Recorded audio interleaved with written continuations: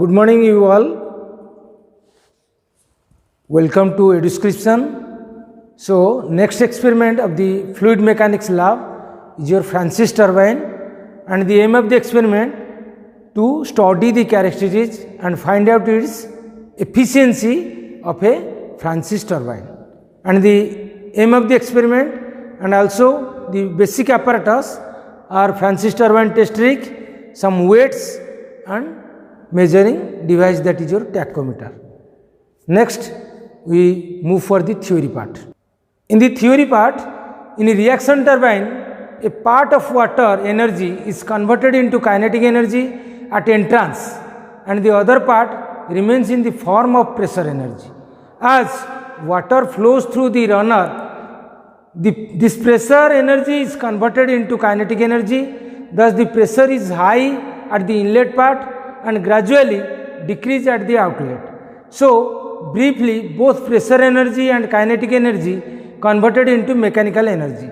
The main part of the Francis turbine are scroll casing, guide mechanism, and also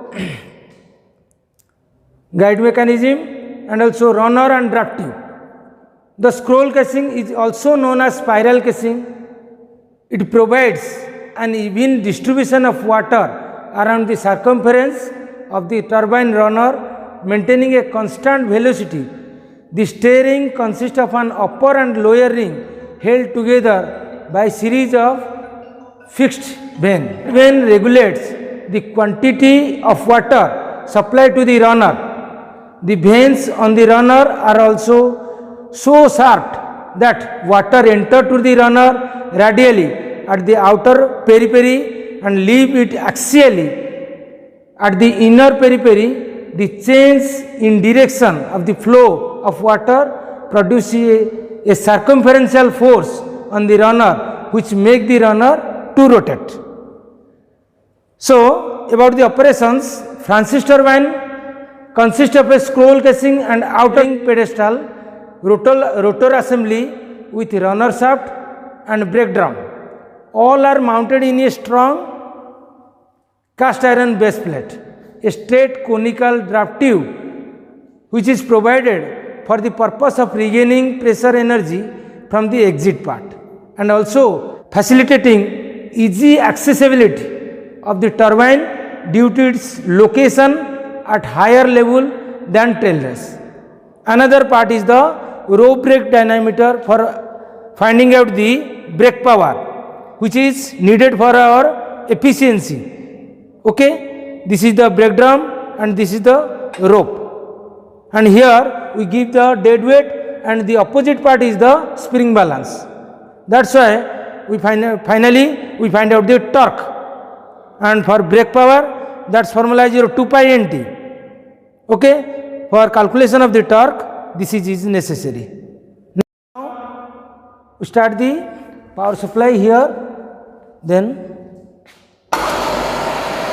all are in position. Slowly we open the valves, opening and closing valve.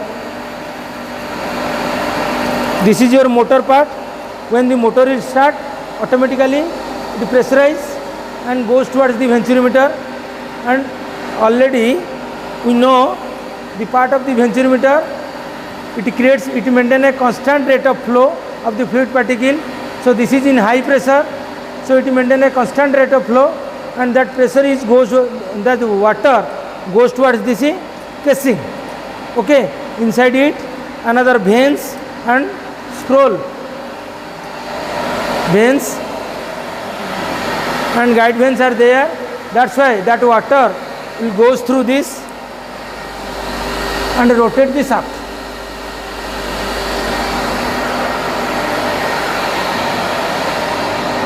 That's why that shaft is connected with this brake and drum arrangement.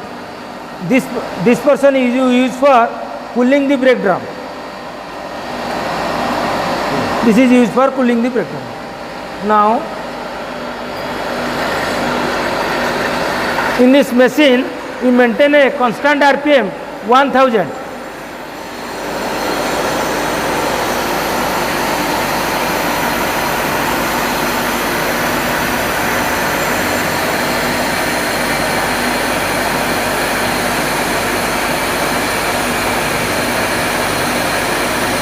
When we put the weight here, at that time it maintain a constant 1000 rpm.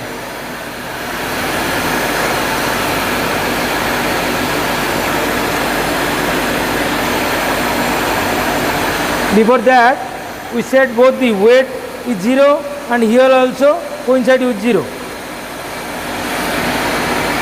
Open the P1 and P2. P1 is the inlet pressure and P2 is the throat pressure. Simultaneously, we open the turbine head. Actually, turbine head is your HS plus HD, suction plus delivery. This turbine head is for both, addition of HS plus HD. Here, you just mark here. This indicate inlet, this is throat, and this is turbine head. And this is basically if any air bubbles inside the draft tube, then it indicate the, so no air bubble inside the draft tube. So it is maintained as 0. We give the weight here and simultaneously we increase the speed. That's why it maintain a constant RPM.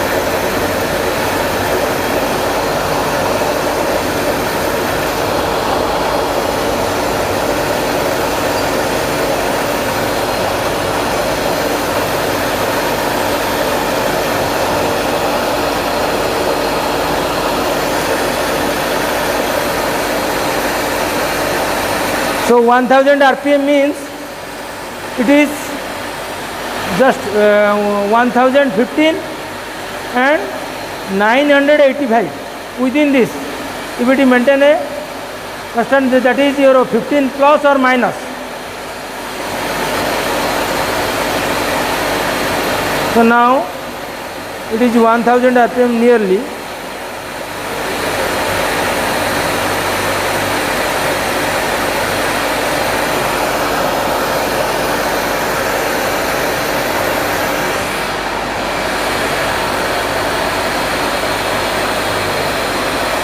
So here the pressure reading. Here now we give here 6 kg weight and simultaneously the W2 is your 0.045.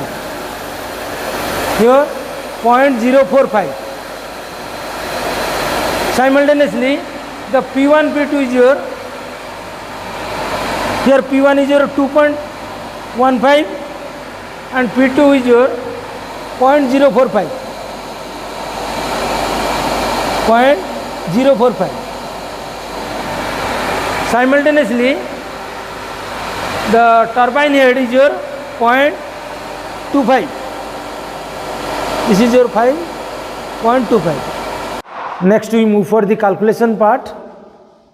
Initially, we take inlet pressure is your 2.25 kg per centimeter square, throat pressure 1, and turbine head is your 0.35.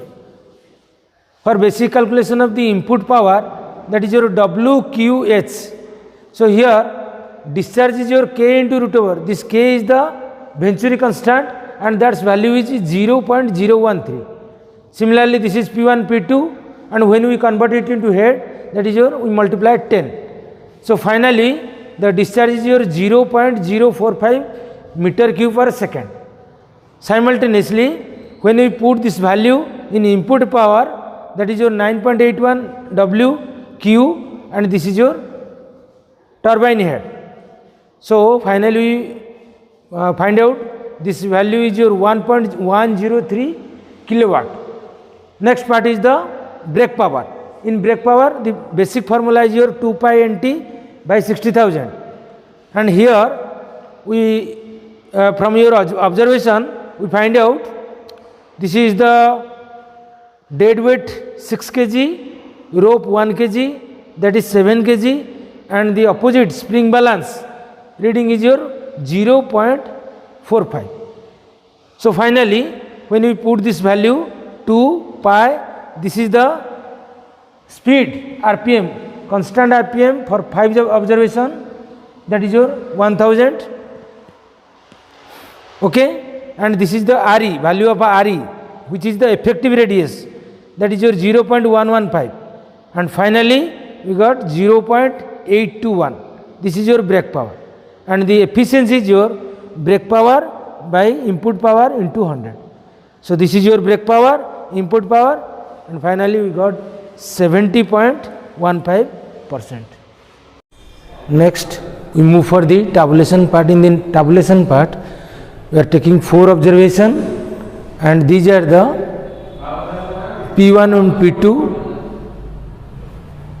inlet pressure and throat pressure, and similar with this is the discharge, and we are giving these are the weights, brake weight, and simultaneously this is the spring balance reading, finally input, output, and the efficiency.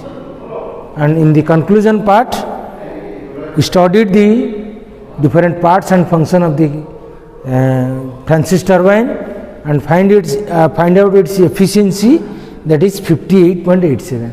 Thank you.